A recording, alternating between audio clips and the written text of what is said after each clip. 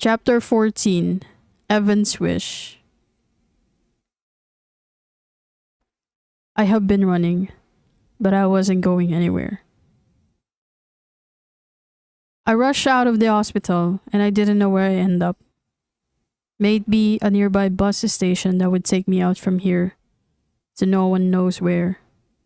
Maybe I was back to our same spot in the park. Maybe I returned to my apartment and complete the work waiting to be finished. Maybe I called up Robert's phone only to scream at it and hang it up before he could even answer. My mind went blank for the rest of the afternoon. I didn't even know what I was doing. Don't even know where I stayed. But there's one thing I'm sure.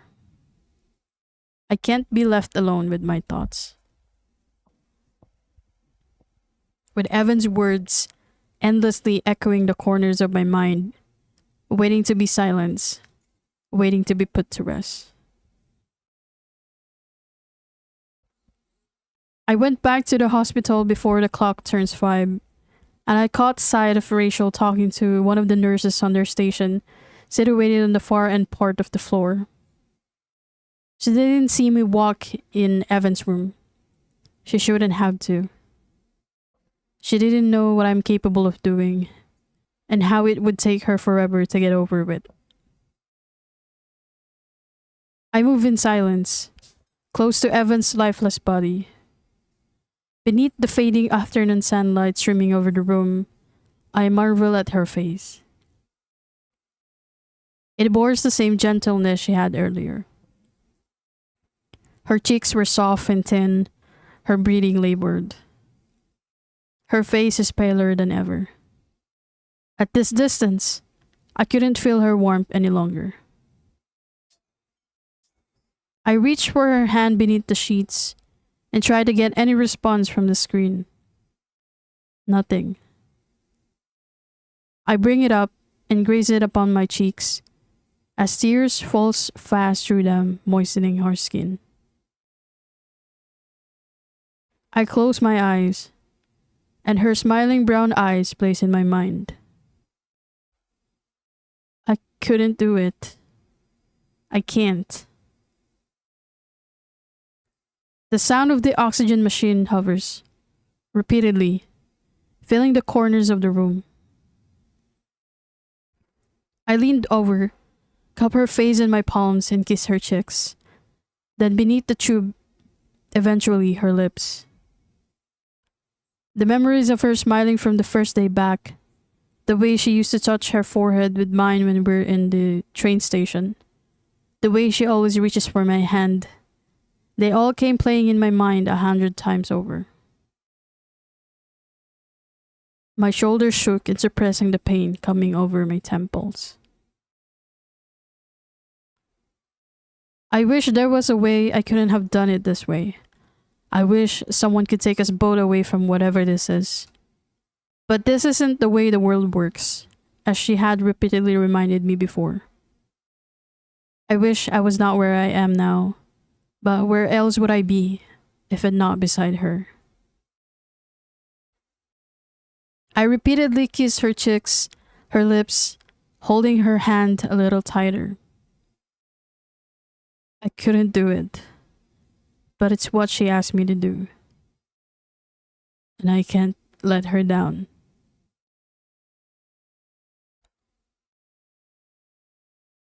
Minutes later, the active oxygen apparatus stops from working, and a handful of cords have been unplugged. From afar, all the other machines were powered off, stopping them from making noises. And then there was silence. A few minutes later, I lay Evan gently back on her bed, embracing her body one last time, and planted one more kiss on her lips, her soft lips already freed from the tubes.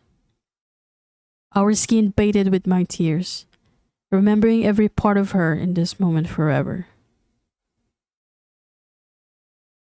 Before I could think of anything that will tempt me to put these machines back on and working again, I dragged myself out of the room, closing the door.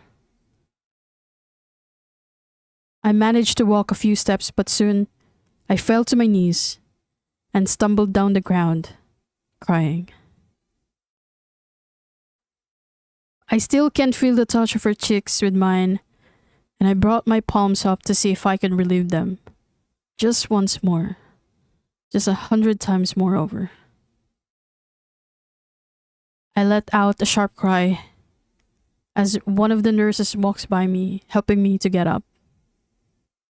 I push her away, and only then she looks over towards Evan's room.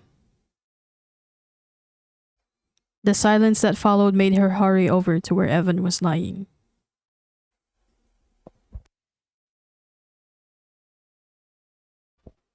The nurse hysterically called the other nurses, and by then, I was able to stand. The others followed, as Rachel did, but not before meeting my stares. Hers were confused and alarmed. Our eyes battled, and when the realization finally sinks in, she runs inside the room. I walked briskly away, wiping my tears, ignoring the confused look everyone gave me as I escorted myself out of the hospital. By the time I reached my apartment, I felt Evan's presence embracing me by the doorway. The wind is cold and warm at the same time, pretty much like how it feels when you first walk in the coffee shop the first day. The air smells of coffee and its aroma too. I opened the window that I haven't opened for ages. I sat back on my computer chair. Another wind came through the room, and by the way it keeps blowing, and made me believe it was her making that gesture. Grateful, for I have just granted her wish. And I killed mine. This is how I murdered the only woman I'm in love with.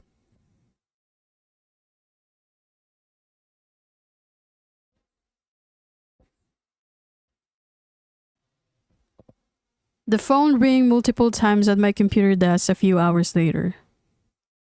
I knew it was Robert without looking at it. I knew that he already knew what I did, and that he knew that I already know what he did. There's no sense in picking up the phone anymore. I'm not the same person who'd ever pick it up anymore. I heard his car came up later in the front, and soon his concerned voice shouting my name fills the apartment. His footsteps weighs in on the apartment floor. They seem heavier and wider than how they usually is. He finally found me sitting on the bathtub with my clothes on, with the water still running. With all things I've learned, with all things I have to endure, the feel of the water itself and how it flows through my skin is a comparison to nothing. I felt like drowning, but I was barely breathing. He dragged me up, checking my wrist, my neck, and I fight back. "Stop it! Let me get you out of this!" He shouted in my ears. I pushed him back and away, and with all the strength I gathered, I was able to get him away momentarily. I attempt to exit the bathroom, but I found myself falling to the ground, and before my head hit the floor, he caught me by the arm. By then, I stopped from fighting back any longer. I cried in desperation, tugging his shirt, feeding this desire to hurt him but wanting to hurt myself even more. Evan's words from the letter resurfaces in my memory, and I imagine him talking to Evan, talking about their pretension, their ugly, inhumane pretension. But I was more of the two, even worse one could imagine, knowing I'd put an end to the life of the woman I want to be in love with forever. "You set me up with her. You used her to make a fool out of me." I cried, shouting, all the while punching his chest, his face. The water from the tub flows at us both in the middle of the tug of aggression. I did it for you. I did it to keep you here, to keep you still alive. There was a hint of desperation in his voice that made me hate him more, but at the same time, hate myself for existing. It was the only chance I have. I'd rather fool you. I'd rather use someone else than go here one morning and be too late to ever save you. I curled my fist even tighter and punched him with it multiple times with a desperate shout, and he took it all in, his face reddening. I remember he keeps on muttering he's sorry, and all the more, I remember myself responding repeatedly on how I wanted to die now, so that I can be with Evan, so that I can be with the person who had been my reason for living. I thought I'd pass out of breathlessness from shouting, in fear, in pain, in anger, in desperation. But I didn't, as Robert kept holding me like a little child. A little child whose life had not been yet lived, but wanted to see the end sooner than it even began to live.